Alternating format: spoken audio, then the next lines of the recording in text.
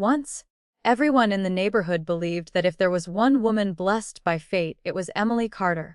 She was kind without being weak, hardworking without complaining, and the kind of person who remembered everyone's birthday, brought soup to sick neighbors, and quietly helped those in need without ever asking for recognition. She had fallen deeply in love with Daniel Brooks, a gentle schoolteacher whose biggest dream wasn't wealth or fame. It was simply to build a peaceful family filled with love. But Daniel had one problem that had followed him his entire life: his mother. Margaret Brooks believed no woman on earth was good enough for her son. Proud, controlling, and obsessed with appearances, Margaret dreamed of a wealthy daughter-in-law who would elevate the family's social status.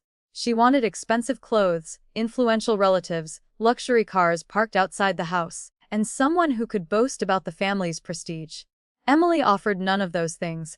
She worked as a pediatric nurse at the local hospital. Her parents had both passed away years earlier, leaving her with modest savings and countless memories. She didn't wear designer dresses. She drove an old sedan that sometimes refused to start on cold mornings. Yet everyone who truly knew her described her with one word: home.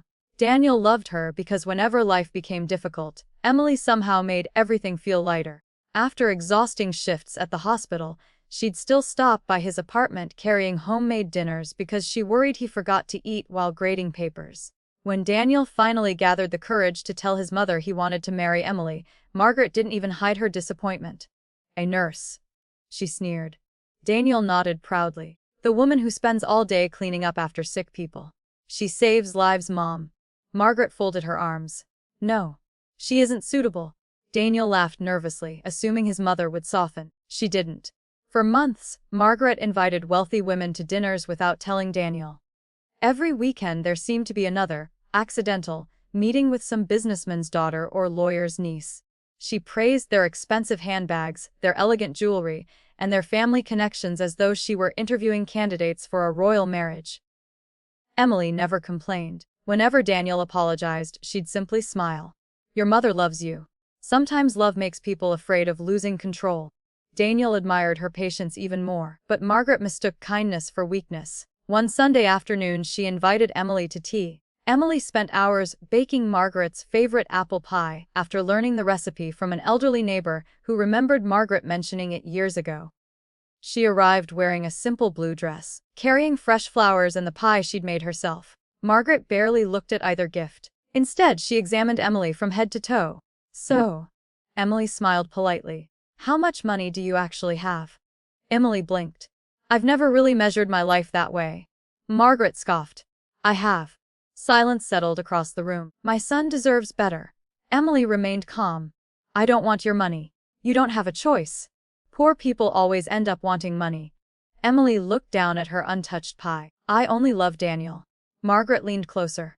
"Love doesn't pay bills," Emily quietly answered, "but it helps people survive them." Margaret rolled her eyes. "You're clever with words." "No." Emily smiled sadly. "I'm simply honest." When Emily left the house, Daniel was waiting outside in his car. "How did it go?" Emily forced a smile. "It'll take time." She never repeated Margaret's cruel words. She wanted Daniel to keep loving his mother. Weeks later, Daniel proposed beside the small lake where they'd shared their first date. Emily cried before saying yes. She believed kindness always won in the end. She couldn't have been more wrong. Margaret wasn't about to lose. She secretly contacted Vanessa Sinclair, the glamorous daughter of a wealthy real estate developer. Vanessa was beautiful, elegant, and knew exactly how to charm people when it benefited her. Margaret adored her from the moment they met. Vanessa smiled sweetly in public. Privately, she viewed people as stepping stones. Margaret promised her something tempting. "My son will inherit this house, our savings, and everything I own." Vanessa's smile widened. "I think Daniel and I would make a lovely couple." The manipulation began immediately. Margaret filled Daniel's ears with lies. "Emily is only pretending. I heard she's dating another man at the hospital. She only wants your sympathy." Daniel refused to believe any of it. Until one evening, Vanessa staged the perfect trap. She paid an acquaintance to approach Emily outside the hospital, hug her warmly, and hand her flowers while a photographer captured the moment from across the street. The next morning Margaret slid the photos across Daniel's kitchen table. "I warned you." Daniel stared silently. The picture looked convincing. Emily laughing. Flowers. A man embracing her. His heart sank. Instead of asking Emily for the truth, he let doubt grow.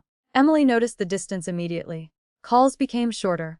Messages arrived hours later. The warmth in Daniel's eyes slowly disappeared. One rainy evening she finally asked, "Did I do something wrong?" Daniel hesitated before showing her the photos. Emily's face turned pale. "Oh, who is he? A patient's older brother? Why is he hugging you?" "His little sister survived cancer." Daniel frowned. "And the flowers. They were for the pediatric ward." He wanted to believe her. But Margaret interrupted before Emily could explain further. "Liars always have beautiful stories."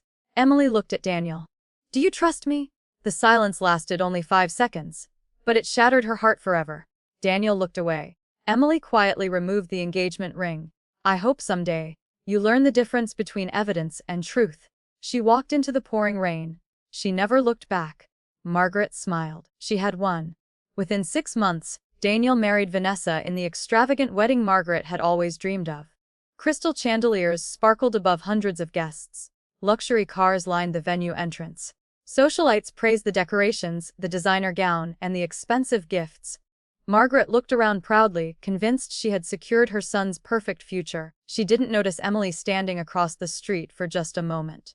Not to interrupt, not to cry, only to silently wish Daniel happiness before disappearing from his life forever. As the wedding music echoed into the night, Emily whispered one heartbreaking sentence to herself. "I pray he never has to discover what love really looked like after it's too late."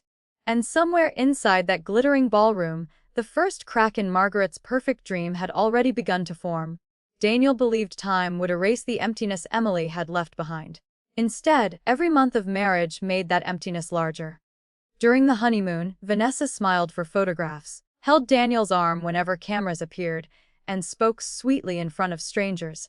But once the hotel room door closed, her warmth vanished as if someone had switched off a light. One evening Daniel suggested they walk along the beach together. Vanessa didn't even look up from her phone. "I'm tired." "You've been on your phone for 3 hours. I'm talking to people who actually matter." Daniel laughed awkwardly, hoping she was joking. She wasn't. It was the first time he wondered whether his mother had chosen a wife, or simply an image. Still, he convinced himself every marriage needed time. Back home, Margaret treated Vanessa like the daughter she had always wanted. She bought her expensive jewelry, handed her family heirlooms, and even transferred the title of her luxury SUV into Vanessa's name. "My beautiful daughter deserves the best," Margaret often said. Vanessa accepted every gift without once saying thank you. Daniel noticed. Margaret refused to. Months passed before life delivered a cruel surprise. Daniel began feeling exhausted all the time. At first, he blamed long hours at school. Then came dizzy spells, constant fevers, and a cough that refused to disappear. One morning he collapsed in front of his students. The ambulance rushed him to the hospital. After countless tests, the doctor entered the room with a face so serious that Daniel's stomach tightened. "I'm afraid the results aren't good." Margaret gripped her son's hand. "What is it?" The doctor took a slow breath. "It's a rare autoimmune disease. The treatment is possible, but it will take time. He'll need medication, regular therapy, and someone by his side almost every day." The room fell silent. Daniel looked at Vanessa. She smiled weakly. "We'll get through this." For 1 week, she played the role of the devoted wife. She posted carefully edited hospital selfies with captions like, "Family is everything. Praying for my husband." Friends flooded her social media with praise. "You're such an amazing wife. Daniel is lucky to have you." They had no idea that every evening, after posting those pictures, Vanessa left the hospital to attend parties with wealthy friends while Margaret stayed beside Daniel's bed all night. It didn't take long for the mask to fall. When Daniel returned home, he couldn't work anymore. Medical bills piled up. His salary stopped. The savings Margaret had spent years building began disappearing faster than anyone expected. Vanessa hated every minute of it. She complained about everything. "The medicine smells. Your coughing keeps me awake. I can't invite my friends over anymore." Daniel apologized for being sick. Those words broke the nurse who happened to overhear them. She whispered to another nurse, "Nobody should ever apologize for being ill." Margaret still defended Vanessa. "She's stressed. She's adjusting. Marriage is difficult." Deep down, however, tiny doubts had begun to grow. One afternoon, Margaret accidentally overheard Vanessa talking on the phone. I didn't marry him to become a nurse. She laughed. If he doesn't recover soon, I'll leave. I'm still young. Margaret froze outside the bedroom door. Her heart pounded. Surely she'd misunderstood. Surely the woman she had defended couldn't be that heartless. She quietly walked away without confronting her. But from that day forward, she started noticing things she had ignored before. Vanessa never cooked, never cleaned, never accompanied Daniel to appointments unless someone important was watching. She spent thousands on designer bags while complaining about hospital bills. One evening Daniel asked softly, "Could you sit with me for a while?"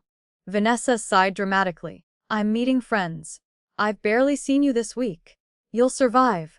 Those 3 words echoed through the house. "You'll survive." Margaret heard them. For the first time in years, she remembered another young woman, Emily. She remembered the homemade meals, the flowers, the apple pie she had refused to taste, the way Emily had quietly accepted insult after insult without raising her voice. An uncomfortable feeling settled inside her chest. Regret. It grew stronger every day. One rainy afternoon, Margaret visited the hospital pharmacy to collect Daniel's medication. As she waited in line, she heard a familiar voice behind her. "Mrs. Brooks." She turned slowly. Emily, still wearing nursing scrubs, still carrying the same gentle smile. Margaret felt too ashamed to meet her eyes. Emily noticed the medicine in her hands. "Is Daniel okay?" Margaret hesitated. Then, for the first time in years, she cried. Not elegant tears, not controlled tears, the kind that come from a heart finally realizing its own mistakes. Emily immediately helped her sit down. "What happened?" Margaret couldn't stop sobbing. "My son." Emily listened quietly as Margaret explained everything. The illness, the endless treatments, the financial strain, Vanessa's cold behavior, every painful detail. When Margaret finally finished, she whispered, "I destroyed his happiness." Emily looked toward the hospital window for several seconds. Then she said something Margaret never expected. "Can I see him?" Margaret stared in disbelief. "After everything I did to you?" Emily nodded. "He's still someone I once prayed would always be healthy." Margaret covered her face. She couldn't understand how the woman she'd hurt so deeply still carried so much compassion. The next morning, Emily quietly walked into Daniel's hospital room. Daniel looked up from his bed. For a moment, he thought he was dreaming. "Emily." She smiled gently. "You look terrible." He laughed for the first time in weeks, then tears filled his eyes. "I'm sorry." Emily pulled up a chair. "Don't waste your strength apologizing." "No." His voice broke. "I believed photographs instead of the woman who loved me." Emily remained silent. "I failed you." A long silence followed. Finally, Daniel whispered, "Can you ever forgive me?" Emily looked at the man she had once imagined growing old with. The answer sat quietly inside her heart. But before she could speak, the hospital room door suddenly burst open. Vanessa stood there furious. What is He doing here? The argument that followed would expose every lie Vanessa had hidden, and it would change all of their lives forever.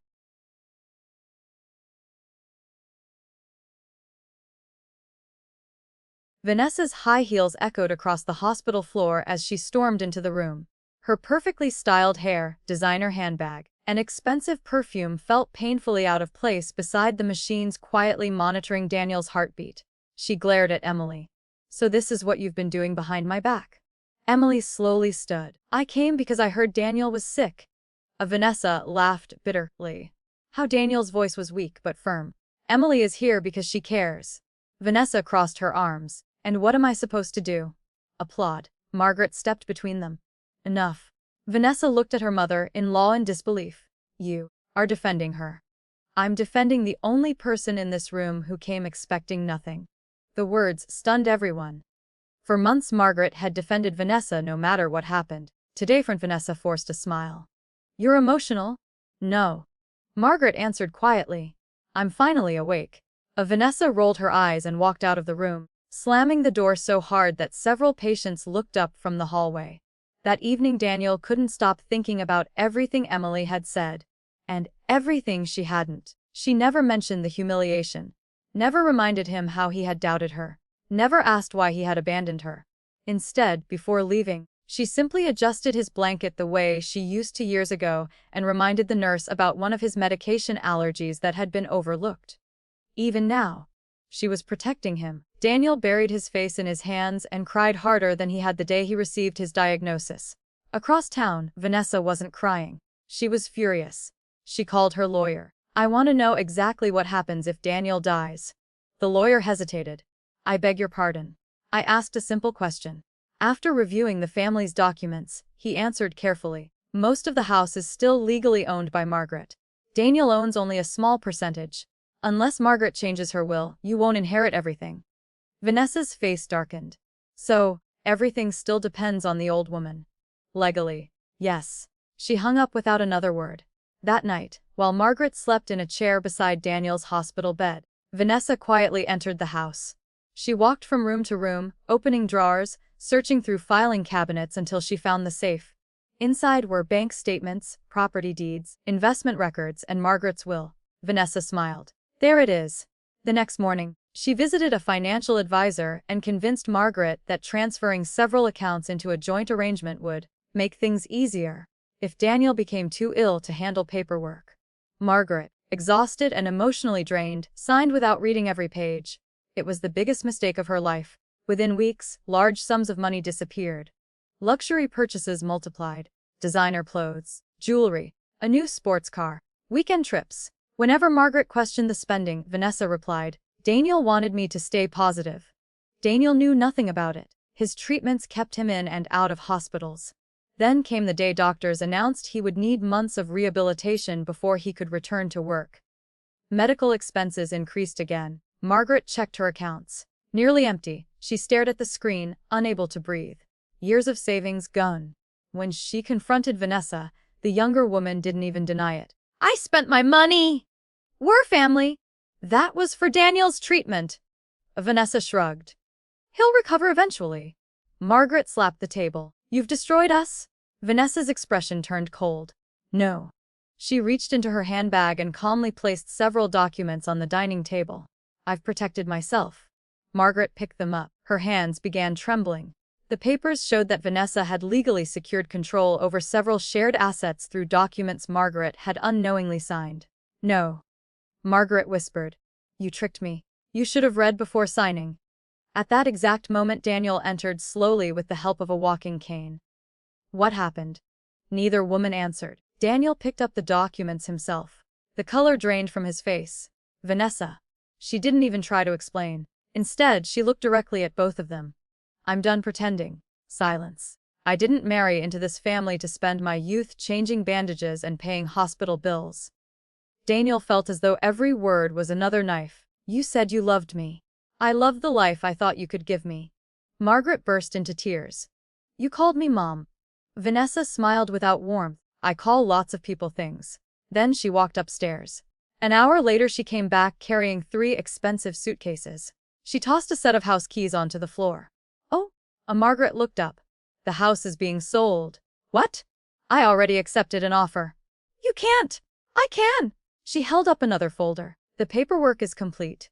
Margaret nearly collapsed. "This is our home." Vanessa looked around the living room one last time. "Not anymore." 3 days later, moving trucks arrived. Margaret begged. Daniel pleaded. Nothing changed. Vanessa stood outside the front door wearing sunglasses while workers carried furniture into trucks. Then she pointed toward the sidewalk. "You have until 5 o'clock." Daniel stared at her. "You would really throw out your sick husband?" She answered without emotion. "Ex-husband." She handed him divorce papers. Then she looked at Margaret. "And take your old mother with you." At exactly 5 that afternoon, the front door closed. The locks were changed. Margaret stood on the sidewalk with 2 old suitcases. Beside her stood Daniel, pale, weak, and leaning heavily on his cane. Rain began to fall. Passing cars slowed as strangers watched the heartbreaking scene. Margaret looked at the house she had spent 35 years paying for, then at her son, shivering in the cold because of the illness. Her voice cracked. "This," she whispered through tears, "is exactly what I did to the only woman who would have stood beside us." Daniel lowered his head. For the first time, both mother and son understood the true cost of choosing pride over kindness. But just as the rain grew heavier and darkness began to fall, a familiar silver car slowly stopped in front of them. The driver's door opened. Emily stepped out with an umbrella in one hand. She looked at the 2 broken people standing in the rain. Neither of them could bring themselves to speak. Emily simply looked at Daniel, then at Margaret, and softly said, "Come with me. No one should be left in the street." Not even the people who once left me behind.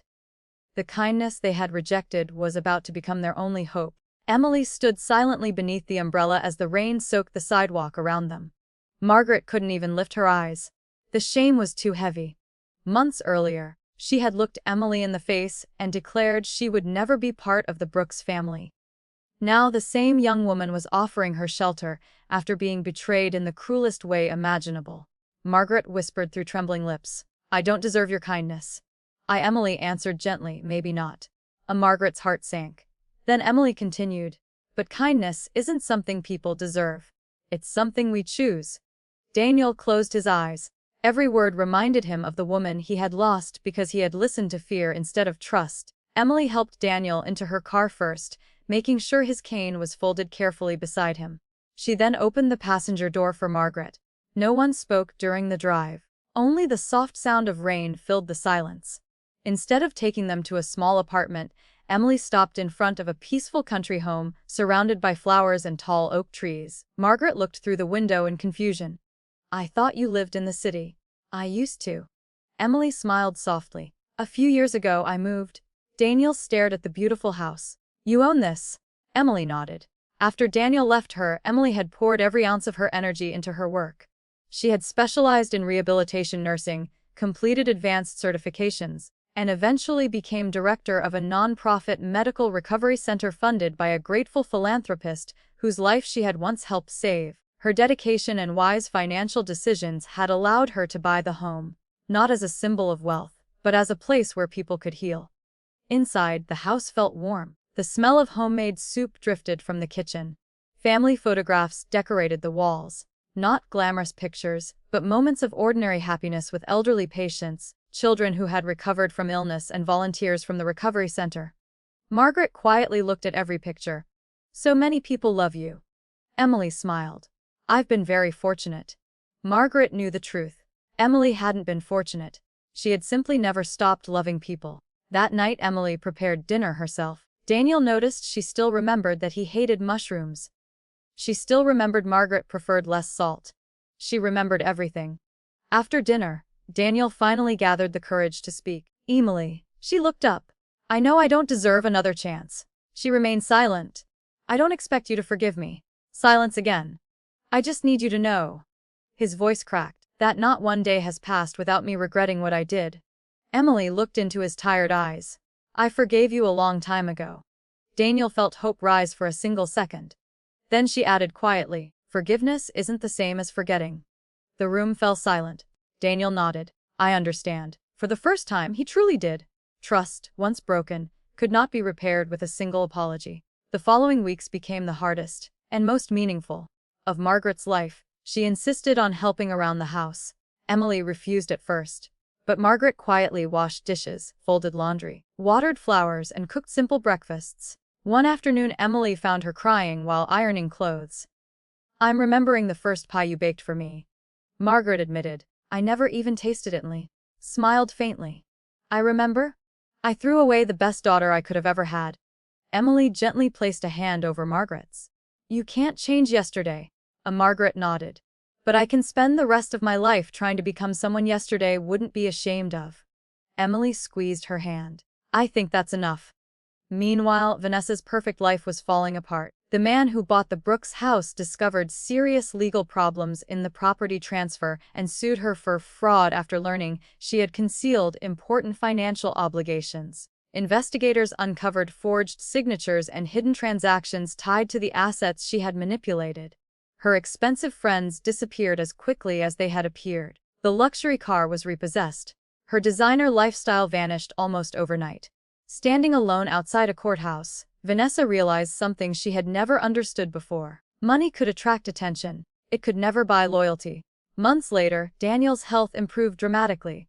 His doctors were amazed by his recovery.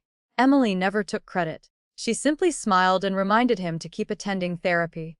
One autumn afternoon, Daniel walked into the garden without his cane for the first time. Margaret burst into tears and hugged him. "You did it." Daniel looked toward Emily, who was trimming roses nearby. "No," he smiled. "We did." Emily laughed. "Your doctors might disagree." For the first time in years, genuine happiness returned to the house. One evening Daniel asked Emily to walk with him beneath the old oak tree. The sunset painted the sky in shades of gold. He stopped. "I won't ask you to marry me." Emily looked surprised. "Why?" "Because marriage is a gift, not a reward for regret." He smiled sadly. "I only want to ask one question." She waited. "Would you allow me to spend the rest of my life earning back your trust?" Emily looked at him for a long moment. The man standing before her was no longer the uncertain son who had believed lies. Humility had changed him. Love had changed him. Slowly, she reached for his hand. "We start as friends." Daniel smiled through tears. "I'd be honored." A year later, surrounded by close friends, neighbors, and the children Emily had helped heal, they exchanged vows in a small garden ceremony. There were no crystal chandeliers, no extravagant decorations, no guests invited for status, only people who truly loved them. As Daniel slipped the ring onto Emily's finger, he whispered, "This time, I chose with my heart." Emily smiled. "And this time, you trusted it." Margaret watched from the front row, tears streaming down her face. When the ceremony ended, she embraced Emily tightly. "My daughter." Emily hugged her back. "Mum." Margaret cried harder than ever before, not because she had lost, but because Grace had given her a second chance she never deserved. Years later, whenever young couples asked Margaret for marriage advice, she always gave the same answer. Don't judge a person by the size of their bank account, their clothes, or the family they come from. Judge them by how they treat you when you have nothing left to offer. Because when illness comes, when money disappears, and when the world turns its back on you, only genuine love remains. And every time she finished that sentence, she would look toward Emily with grateful eyes, because the greatest lesson of her life had come from the very woman she had once rejected.